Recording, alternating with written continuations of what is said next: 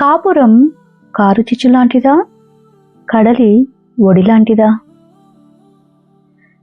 ఎవరు ఎక్కువ, ఎవరు తక్కువ?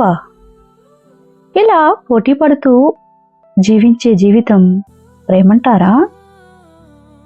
నాకది కావాలి, నువ్విది తేవాలి, ఇలా బేరమాడటానికి మనం వ్యాపారం చేస్తున్నామా? కాలిపోతున్న కారు చిచ్చు లాంటిది కాపురం. కలతలు వస్తూనే ఉంటాయి, కరిగిపోతూనే ఉంటాయి. కన్నీరు ఉండేది వాటిని ఆర్పేందుకే కాని ఆజ్యం పోసేందుకు కాదు.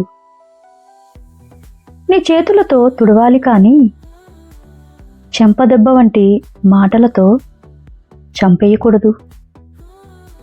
అప్పుడే నీ కాపురం పచ్చగా ఉంటుంది.